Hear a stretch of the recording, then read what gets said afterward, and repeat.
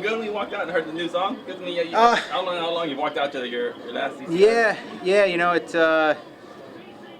They say, you want to come out to a song that the fans are going to recognize and all that stuff, but it's really about, the fighter and what you're feeling. I just kind of, I'd been coming out to CCR, and I don't know, I kind of changed my attitude and the way that I approach the fights and the way that I come out. I used to come out very, very aggressive and feeding off of that intensity from kind of the fear of the unknown. But this was my 20th fight, man, and I've been in there against, world champions and, title contenders. So I'm a lot more comfortable and a lot calmer in there, and it's led to some good finishes for me. So I'm just going out to have fun, man, and you see the old videos of, Couture and Hughes coming out, and they're smiling and, and just happy to be there, and I'm happy to step into the cage. I'm happy to be in there, man. It's a different feeling than those first, dozen or so, and I love it. I just love it. Speaking of how you're feeling about your favor in the arm, you got a little beat up and you're gimping.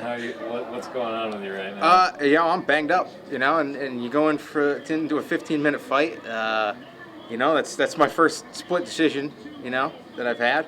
I want to be banged up. My last fight, I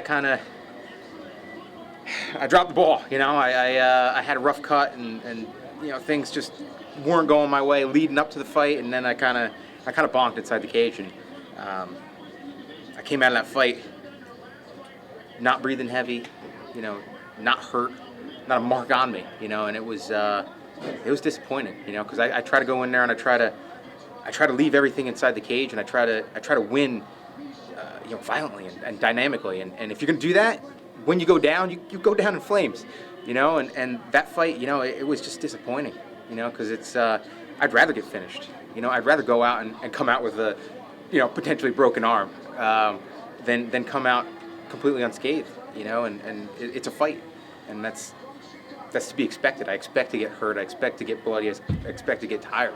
And when it doesn't happen, I want to be on the winning end, and hearing somebody else's name and not being tired and not being hurt,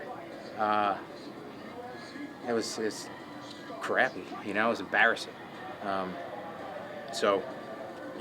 Coming out with the W, wasn't my prettiest victory. My hat's off to Danny. He's a tough dude. He's been in there with some of the best on the planet. But I'm feeling it. I'm feeling being in there with him for 15 minutes. And it's gonna hurt to get around for a couple days, and that's just the name of the game. Speaking of expectations, did you expect the high-volume kicking offense that Danny Castillo brought this time around? He's worked on his boxing a lot over the years, but the Bang Ludwig, TJ Dillashaw thing was quite obvious. I mean, he fought much more akin to the bantamweight champion than himself in this particular fight, and I'm assuming that's what jacked the left arm up, maybe blocking some of those kicks. Did you expect that volume of kicking and that kind of kicking from Castillo? I didn't expect the volume. I train to be the absolute best martial artist I can be, and the whole idea is to be my best, and whatever my opponent comes out with, whatever style they come out with, whatever technique they come out with, I expect to be able to deal with it. It doesn't matter if, they come out, they've been a straight boxer or a straight wrestler for years, and they come out as fighting like a 35-pounder where you're in and out, change of stance. I trained to beat everything, so it was, I let him hit me with a little too many of those, and absorbed them. I was lucky enough that none of the kicks really caught me flush. Probably the one that caught me the most was that very first one, but I was able to take him down, get down for position, and kind of get my bearings back. But I absorbed quite a few to the arm, and then it hurts to hold it up right now. So It is very rare that someone who's in a close fight says that they think they lost. I assume you think you won. But more importantly, when you heard the final decisive scorecard being 30-27, I mean, you very well may have won round 1 and round 3. Round 2 seemed like the most decisive round for Castillo. When you heard that, did you think, oh, I'm done? No, when I heard the 30-27, I knew that I won. It was a close fight, and it can always go either way, and it's cliche to say it, don't leave it in the hands of the judges, and, but, when I'm in the fight, I'm seeing the fight through my eyes, and there's not a single person on this planet that's ever going to see that fight like I saw it. and there's nobody that's going to see it like Danny saw it. So it's hard for me to be in a fight and then immediately say, what does it look like being scored from somebody sitting on the outside? Because, like I said, a lot of those kicks really didn't land that well. And kick them into the arm, I mean, do you really score it that heavily? If it's a Muay Thai match. Yeah, you know, I mean, it was starting to pull my hand down, you know, and if he was able to capitalize on that, then, you know, that would have scored points. But from what I know of the fight right now, I'm confident in the judge's decision. Like I said, I'm not in it to win a decision. You know, you're not going to see me get excited about it. Even if I won the title by decision, I'm not going to be running around screaming and, you know, and hooting and hollering. I go in to dominate my opponent. Is there any like a particular difficulty in the position you're at 155 right now? Lightweight is pretty much considered the best division in mixed martial arts. It gets deeper and deeper all the time.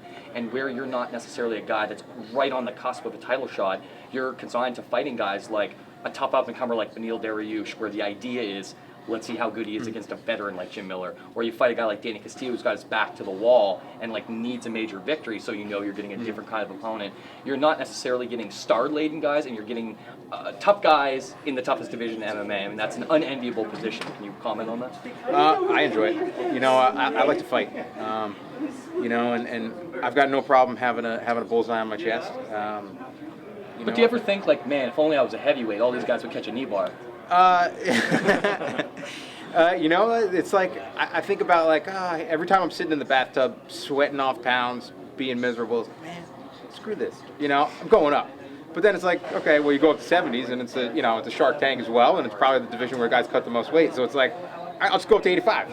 You know, I walk around at 85. I start carrying weight a little bit lower on my hips. My center of gravity drops, and I actually move people around a lot easier walking around at $185. So it's like, okay, screw 70s. I'm going all the way up. You know, and it's different dynamic. You know, you get thrown in there, and you're just in there to fight. And you know, I mean, I've trained with Dan. He's fought some of the best guys on the planet at 85, and I know if I fought my fight, you know, obviously they're bigger and stronger than me. But if I can use my speed, I'd do well. But being at 55, you know, I enjoy it. You know, it's except for that freaking weight cut.